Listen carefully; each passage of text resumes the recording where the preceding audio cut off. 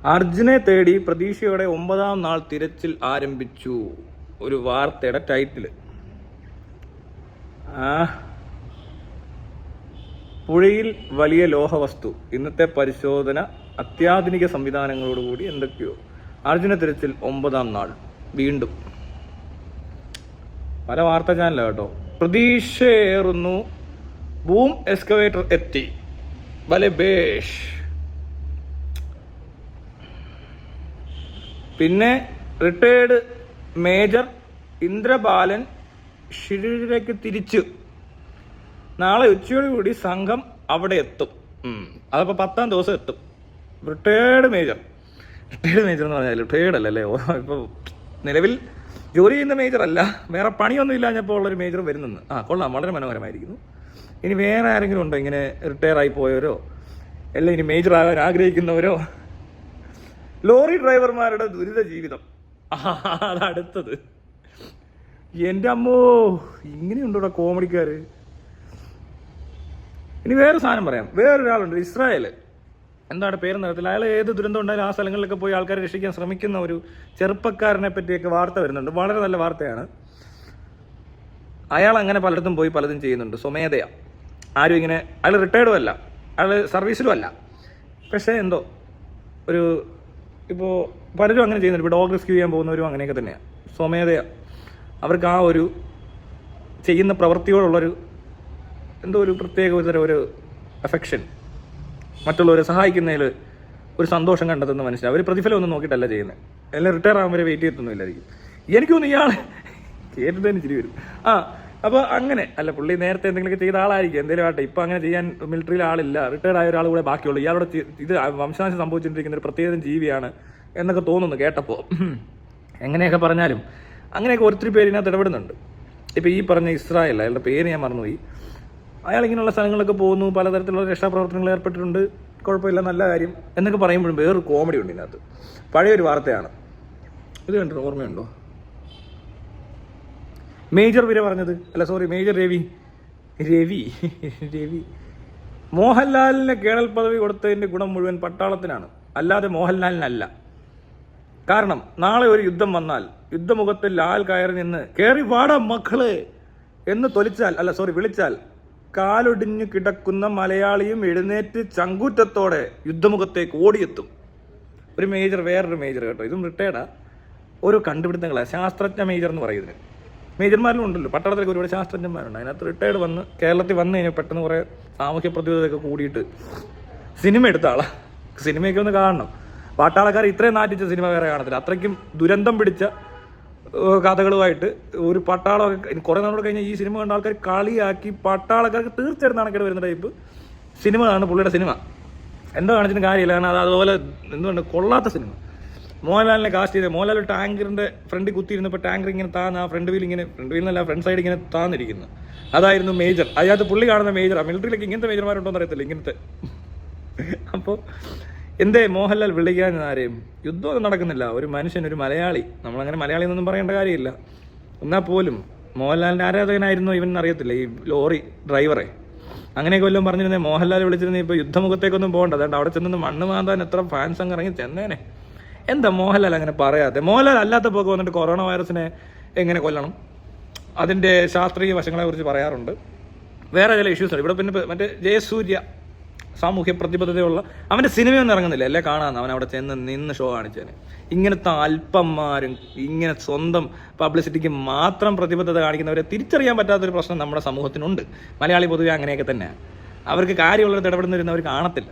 ഇസ്രായേലിന് ഒരു കേണൽ പദവിയും കിട്ടാൻ പോകുന്നില്ല. എന്നാൽ അവൻ ഇതുപോലെ സിനിമയിൽ അഭിനയിച്ച് ടോവിനോയ്ക്ക് കൊടുക്കും ചിലപ്പോൾ. ടോവിനോ ഇങ്ങനെ മറ്റേ വെള്ളത്തിൽ നിന്നൊക്കെ 2011 സിനിമയിൽ ആൾക്കാരെ രക്ഷിച്ചില്ലേ, അതിന് കിട്ടും. മോഹൻലാൽ പട്ടാളപ്പടത്തിൽ തൊലിഞ്ഞ പടത്തിലേക്ക് അഭിനയിച്ചെന്ന് പറഞ്ഞുകൊണ്ടാണ് കേണൽ പദവി കൊടുത്തതെന്നൊക്കെയാണ് പറയുന്നത്. അല്ലാതെ വേറെ യോഗ്യതയൊന്നുമില്ല. ഒരു കേണലായിരിക്കുന്ന ആൾക്കറിയാവുന്ന എന്തെങ്കിലും ഒരു കാര്യം ഇയാൾക്കറിയാവോ എന്ന് ചോദിച്ചാൽ എനിക്ക് തോന്നുന്നില്ല അറിയാൻ പറ്റുന്നത്. കാരണം അങ്ങനെയുള്ളൊരു പദവിയിലിരിക്കുക എന്ന് പറയുന്ന ഒരാൾക്ക് ഒരിക്കലും കൊറോണ വൈറസിനെ വിളക്ക് കത്തിച്ചും പ്ലേറ്റ് കൂട്ടിയും കൊല്ലാൻ പറ്റത്തില്ല. ഒരു യോഗ്യതയില്ലാത്തൊരു മനുഷ്യനാണ്. ശാരീരികമായ ഒരു ഇത് വെച്ചിട്ട് നോക്കിയാലും ഒരു കേണൽ പദവിയിലെത്താൻ അത്ര നാളത്തെ ഒരു ട്രെയിനിങ്ങും ഇല്ലാത്ത ഒരാൾ, ഇപ്പോഴാണ് ഫിസിക്കലി ഫിറ്റ് അല്ലാത്ത ഒരാൾ കേണൽ പദവി കൊടുക്കാൻ ഒരു യോഗ്യതയില്ല. മനസ്സിലായോ? പിന്നെ ഒരുപാട് പേര് വിളിച്ചാലിങ്ങ് വരും എന്ന് പറഞ്ഞപ്പോൾ ഇതിനു മുമ്പ് എത്ര പ്രാവശ്യം മോഹൻലാൽ വിളിച്ച് നിങ്ങൾ കേട്ട്? കുറേ നാളായല്ലോ കേണൽ പദവിയൊക്കെ ആയിട്ട് നടക്കുന്നു. ഒരു പ്രാവശ്യമെങ്കിലും എവിടെയെങ്കിലും വിളിച്ച് നിങ്ങൾ കേട്ടോ? ഒരു അനക്കം കേട്ടോ? ഈ പേരിനിടയെ കൊണ്ട് കേണ എന്നൊപ്പിക്കുന്ന അല്ലാതെ എന്തെങ്കിലും വേണ്ട. ഇതുപോലുള്ള പല ദുരന്തങ്ങൾ ഇപ്പോൾ കേരളത്തിൽ ഫ്ലഡ് ഒന്ന് വിളിക്കാൻ മേലാഞ്ഞോ? കേണലിൻ്റെ സംഭാവനകൾ എന്തെല്ലാം? 10,000 രൂപയോ? അതാണോ കേണലിൻ്റെ പണി? അങ്ങനെ ഒരു മണവും ഗുണവും ഇല്ലാത്തൊരു കേണൽ എന്ന് പറഞ്ഞ ഒരാളെ കാണിക്കുന്നത് ഇന്നാ കണ്ടോന്ന് പറയാം. എന്താ ഇവരൊന്നും മിണ്ടാത്തെ? ഭയങ്കര പ്രതിബദ്ധത. ഒരു മനുഷ്യൻ മണ്ണിനടി കിടന്ന് ശ്വാസം മുട്ടി മരിക്കുന്നു. വാർത്തയുടെ ടൈറ്റിലാണ് പ്രതീക്ഷയോടെ എന്ന്. ആരുടെ പ്രതീക്ഷ? ആർക്ക് പ്രതീക്ഷ? ഇത് ഇങ്ങനെയൊക്കെ അടിച്ചു വെക്കുമ്പോൾ ഒരു 10 പേര് കയറി പ്രതീക്ഷയോടെ എന്നൊക്കെ പറയുമ്പോൾ കാണണം. നമുക്ക് അവിടെ ചെന്ന് അതിലും വേണം ആ പ്രദേശത്ത് ഒത്തിരി ആൾക്കാർ കൂടിയിട്ടുണ്ട്. അവിടെ ചെന്ന് കപ്പലിൻ്റെ വിറ്റാൽ ചിലപ്പോൾ കുറച്ചുകൂടെ അന്തസ് ഉണ്ടാവില്ലേ? അവർക്ക് വല്ല ചായ ഉണ്ടാക്കി കൊടുത്താൽ. പക്ഷെ അവിടെ വിൽപ്പന ഒരു സാധ്യതയില്ലാത്തൊരു ഏരിയയാണ്. നിങ്ങളൊന്ന് ആലോചിക്കുക, ഒരു ദുരന്തമുഖത്ത് അല്ലെങ്കിൽ അങ്ങനെ ഒരു പ്രത്യേക സാഹചര്യത്തിൽ ഇത്ര ആൾക്കാർ അവിടെ കിടന്ന് കഷ്ടപ്പെട്ട് പണിയെടുക്കുന്ന ഇടയിൽ ചായ വിൽക്കാൻ ചെന്നേക്കുന്നു, കപ്പലണ്ടി വിൽക്കാൻ ചെന്നേക്കുന്നു. അതാണ് ഈ കാണിക്കുന്ന പണി. മീഡിയ ഇപ്പോൾ അവിടെ അവതരിപ്പിക്കാനൊന്നും ഇല്ല. അതിൻ്റെ റിസൾട്ട് എന്താണെന്ന് പിന്നീട് പറഞ്ഞാൽ മതി. അല്ലാതെ തുടക്കത്തിൽ ഇവരില്ല. 2 ദിവസം കഴിഞ്ഞപ്പോഴാണ് മീഡിയയിൽ ഇത് പരിപാടി തുടങ്ങിയത്. അപ്പോഴത്തേനും അയാൾ മരിച്ചെന്ന് ഏകദേശം ഉറപ്പായേ. ഇനി 9-ാം ദിവസവും 10-ാം ദിവസവും എത്തുമ്പോൾ മനുഷ്യൻ പട്ടിണിക്കിരുന്ന ഒരു 5 ദിവസം 6 ദിവസം കൂടുതൽ നിൽക്കത്തില്ല. ശ്വാസം കൂടെ കിട്ടുന്നില്ല. പിന്നെ പറയേണ്ട 5 മിനിറ്റാണ്. തലയിൽ എന്തെങ്കിലും വീണിട്ടുണ്ടെങ്കിലോ അയാൾ എത്ര മണിക്കൂർ മരിച്ചത് പോസ്റ്റ്മോർട്ടം റിപ്പോർട്ട് കൂടെ വന്നു കഴിഞ്ഞിട്ട് ഇവന്മാരെ മൊത്തത്തിലൊന്ന് വിലയിരുത്തണം. അപ്പോൾ മനസ്സിലാവും ഈ കാണിച്ചു കൂട്ടിയതും ഇവർ പറഞ്ഞുകൊണ്ടിരുന്നതും എല്ലാം വെറുതെയാണ്. ഇതുപോലത്തെ കള്ളത്തരങ്ങൾ കാണിക്കാൻ അല്ലാതെ നല്ല രീതിയിൽ ജീവിക്കാൻ എന്താണ് പഠിക്കാത്തത്? വേറൊരു വാർത്ത ഇനിയില്ല. അത് കഴിഞ്ഞു. ഇനി ആ ലോറിയും ആ ബോഡിയും എടുക്കുമ്പോൾ അത് റിപ്പോർട്ട് ചെയ്യണം, അത്രേ ഉള്ളൂ. പിന്നെ ഈ പറഞ്ഞ പോലെ എത്ര മണിക്കൂർ മുമ്പാണ് എങ്ങനെയാണ് മരിച്ച മരണകാരണങ്ങളെ പറ്റിയൊക്കെ ഒരു വിശദമായ കാര്യങ്ങൾ ഒരു 15 മിനിറ്റ് അത്രേ ഉള്ളൂ. ഇതിപ്പോൾ മണിക്കൂർ കുറേ ആയി. ഈ മനുഷ്യർ സെർച്ച് ചെയ്യുന്നതിനൊക്കെ കൂടുതൽ മണിക്കൂർ വ്യൂവേഴ്സായി ഈ ന്യൂസ് ചാനലുകാർക്ക്. എന്നാൽ എന്താ ഇവർ ചെയ്യുന്നതെന്ന് വെച്ചാൽ അവിടെ ചെന്ന് കൊണവണെന്ന് വെറുതെ ഏണ്ടൊക്കെ പറയും. അവിടെ വന്ന് ഏതോ വാളിയൊക്കെ പിടിച്ച് ഇൻ്റർവ്യൂ ചെയ്തു അരുൺകുമാർ. എന്തിനാണ് ഇതൊക്കെ ചെയ്തതെന്ന് അറിയത്തില്ല. ഒരു ഓട്ടക്കാരനുണ്ട് എവിടെയും ചെന്ന് കയറി കൊണയടിക്കുന്നിടത്ത്. കഴിഞ്ഞ പ്രാവശ്യം ഒരു ഇഷ്യൂ ഉണ്ടായപ്പോൾ ഇവൻ ഇതുപോലെ വന്നിട്ട് നാണം കെട്ട് പോയതാണ്. അത് ഏത് ഇഷ്യൂ ആണെന്ന് ഞാൻ മറന്നുപോയി. അതെന്താണ് സംഭവം? അവൻ എറണാകുളത്തൊക്കെ വന്ന് കിടന്ന് എന്തൊക്കെയോ പറയുന്നുണ്ട്. അവൻ ചാടി ചെന്നേക്കുന്ന അവിടെ എന്തിന്? മണ്ണിൻ്റെ മുകളിൽ മുള്ളി വെക്കാനോ? ഒരു പ്രയോജനം ഇല്ലാത്തവർ പോയി കറങ്ങി കളിക്കുക. യാതൊരു എന്തോ ഏക്കും പൂക്കും അറിയാത്തവന്മാരെ ഇടപെടുക. എന്നിട്ട് ടൈറ്റിൽ പ്രതീക്ഷയോടെയൊന്നും ഇല്ല. കൃത്യം ഒരു 5-10 മണിക്കൂറിനുള്ളിൽ എന്തെങ്കിലും ആക്കി തീർക്കണം. ഇപ്പം പുതിയ സാധനം വന്നു, ഭയങ്കരനായ എക്സ്കവേറ്റർ. 10-ാം ദിവസമാണ് വന്നത്. എന്തിനാ അത് കൊണ്ടുവന്നേ? ഇവിടെ എനിക്ക് തോന്നുന്നൊരു ശവടക്കിൻ്റെ പൈസ ലാഭിക്കാൻ പറ്റും. ആ മണ്ണ് അവിടെ തന്നെ കിടന്ന് ബോഡി അടി കിടന്നോട്ടെ നിങ്ങൾ വെക്കണം. വഴി വേറെ, പിന്നെ വെട്ടുമ്പോൾ എപ്പോഴും കിട്ടിയാൽ മതി എന്ന് പറയണം. അതാ ഇതിലും ഭേദം. എല്ലാം കൂടെ വന്നേക്കും. ഈ ചെറുക്കൻ്റെ അപ്പൻ പട്ടാളക്കാരനാണെന്ന്. ഒരു പട്ടാളക്കാരൻ്റെ മകന്, അവൻ ഡ്രൈവറായതുകൊണ്ട് ഒരു ഡ്രൈവർക്ക് വിലയില്ലാതായി പോയ പട്ടാളക്കാരൻ എന്ന് പറയുന്ന ഈ പിതാവ് എല്ലാം കൂടെ ഒന്ന് കണക്ട് ചെയ്ത് നോക്കിയേ. പട്ടാളത്തിലൊക്കെ ജോലി ചെയ്തിട്ട് എന്ത് കാര്യമല്ലേ? അത് കാര്യമുണ്ട് കേട്ടോ, അത് ശരിയാണ്. അവർക്ക് ഇത്ര നാൾ ഇവനെ ഇവിടെ തീറ്റി പോറ്റാനായിട്ട് ശരി ഒരു ജോലി പോലെ പട്ടാളക്കാരന് ശമ്പളം കിട്ടിയിട്ടുണ്ട്. അയാൾ വിരമിച്ചപ്പോൾ കുറച്ച് പൈസയും കിട്ടിയിട്ടുണ്ട്. പക്ഷേ എന്നിരുന്നാലും മകൻ ഇങ്ങനെ ഒരു അപകടത്തിൽപ്പെടുമ്പോൾ വരണമെന്നൊരു നിർബന്ധവും പട്ടാളക്കാർക്ക് ഇല്ല എന്നുള്ളത് ശരിയാണ്. എന്തല്ലേ ഇവിടെ എവിടെയെല്ലാം പോകേണ്ടി വരും. ഇങ്ങനെ പട്ടാളക്കാരുടെ മക്കളെയൊക്കെ രക്ഷിക്കാൻ നടന്നു കഴിഞ്ഞാൽ പട്ടാളക്കാർക്ക് പിന്നെ അതിനെ സമയം കാണത്തുള്ളൂ. ഒരു എയർഫോഴ്സ് ജീവനക്കാരൻ്റെ അച്ഛനെ ബീഫ് കഴിച്ചെന്ന് പറഞ്ഞാൽ തല്ലിക്കൊന്നു. അവിടെ ആർക്കും ഒന്നും ഇടപെടാൻ പറ്റത്തില്ലല്ലോ. അയ്യോ, ബീഫ് ഓർമ്മയുണ്ടോ? ആ മുഖം തല്ലിക്കൊന്നതറിയാവോ? അതൊരു കൂട്ടർ. ഇവിടെ വേറെ ചില കൂട്ടർ ഒരു വിളിച്ചിരുന്നെങ്കിൽ, മോഹൻലാൽ വിളിച്ചിരുന്നെങ്കിൽ വന്ന് അവിടെ കുളമാക്കിയാനൊക്കെ. ഫാൻസുകാരെ കൊണ്ട് എന്തിനു കൊള്ളാം? വിവരമില്ലാത്ത ബുദ്ധിയില്ലാത്തവന്മാരല്ലേ ഈ ആരാധകനാകത്തുള്ളൂ. അവന്മാരെയാണ് വിളിച്ചു വരുത്താൽ മതി. പട്ടാളം കുളം തോണ്ടും. മോഹൻലാൽ അതാ മിണ്ടാതിരിക്കുന്നത്. അല്ലേ വിളിച്ചേനെ യുദ്ധമുഖത്തിലേക്ക്. യുദ്ധമൊന്നും നടക്കുന്നില്ല. യുദ്ധമുഖത്തിലോട്ടൊന്നും വിളിക്കണ്ട. ഇങ്ങനെയൊക്കെ എന്തെങ്കിലും ദുരന്തം നടക്കുമ്പോൾ ഒന്ന് വിളിക്കാവോ? വല്ല ഓട ക്ലീൻ ചെയ്യാൻ വല്ലതും വിളിക്കാവോ? ഫാൻസുകാരിങ്ങ് വരുമോ? പോസ്റ്ററെ പാലൊഴിക്കാൻ വരും. അതുപോലത്തെ ബുദ്ധിശൂന്യമായ പ്രവർത്തികൾക്ക് അവന്മാർ ഓടിക്കൂടും.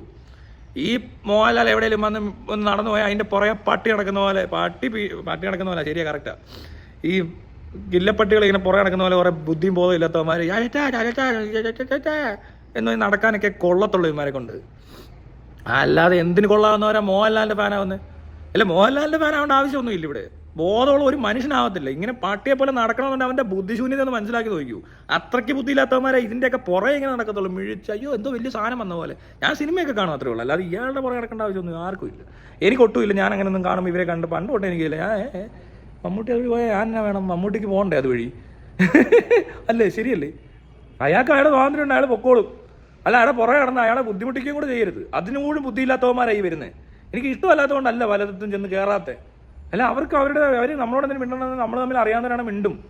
എൻ്റെ കൂട്ടുകാരെ കാണുമ്പോൾ ഞാൻ മിണ്ടാറുണ്ട്. എനിക്ക് ഒരു പരിചയമില്ലാത്ത ഒരാൾ സിനിമയിൽ അഭിനയിച്ചെന്ന് ഞാൻ അയാളുടെ മുന്നിൽ ചെന്ന് സെൽഫി എടുത്തോട്ടെ എന്ന് ചോദിച്ചുകൊണ്ട് ചെല്ലുന്നത് വെറും പറഞ്ഞിടപാട്. അത് കുറച്ച് പേരല്ല ചെല്ലുന്നത്. അല്ലെങ്കിൽ പിന്നെ അത്ര ഫ്രീ ആയിട്ട് ഇരിക്കുകയാണെന്ന് ചോദിക്കണം. ഇന്നൊരു സെൽഫി എടുത്തോട്ടെ എന്ന് ചോദിച്ചാൽ ഓക്കെ എന്ന് പറഞ്ഞാൽ അവർ തരും. അതൊക്കെ ശരിയാണ്. പക്ഷേ എങ്കിൽ പോലും അതുകൂടെ ഒഴിവാക്കുവാണ് നല്ലതാണ്. പിന്നെ ഇങ്ങനെ തള്ളി കയറി ചെന്ന് അവരെ കൊണ്ടുപോകാൻ പാട്, വണ്ടിക്കകത്ത് കയറാൻ പാട്. അത്ര വിവരമില്ലാത്തവന്മാരാണ് ഈ ഫാൻസ് എന്ന് പറഞ്ഞിരിക്കുന്നവർ. മോഹൻലാലിന് അത്രയും ആൾക്കാരെ ഉള്ളൂ. മമ്മൂട്ടി പറഞ്ഞാൽ ഇത്ര ശല്യം ഉണ്ടാകത്തില്ല. കാരണം ഇത്രയും തറ ആൾക്കാരെ എൻ്റർടൈൻ ചെയ്യുന്ന ഒരു തറയാണ് മമ്മൂട്ടി എന്ന് പലർക്കും തോന്നിയിട്ടില്ലാത്തതുകൊണ്ടാണ്. അതേസമയം മോഹൻലാലിന് ഈ തറകൾക്ക് കൂടുതൽ ഇഷ്ടപ്പെടുന്നതിൻ്റെ കാരണം മോഹൻലാൽ അത്രയും തന്നെ തറപ്പണികൾ സിനിമയെ കാണിക്കുന്നതുകൊണ്ടാണ്. തറകളുടെ രാജാവാണ്. ആ തറകളുടെ രാജാവിനെ കൊണ്ടുപോയി കേണലാക്കിയാൽ തറകളെ വിളിച്ചു വരുത്തിയിട്ട് എന്ത് ചെയ്യാനാ? തറയെന്ന് പറഞ്ഞാൽ കൂതറകൾ. ഈ നാട്ടിലെ ഏറ്റവും ന്യൂസൻസ്, പബ്ലിക് ന്യൂസൻസ് ആയിട്ടുള്ള കൂതറകൾ, വെളിവില്ലാത്തവന്മാർ വിളിച്ചാലെങ്കിൽ വരും. ഒരു ലോഡ് തീട്ടം വരും. അയ്യ.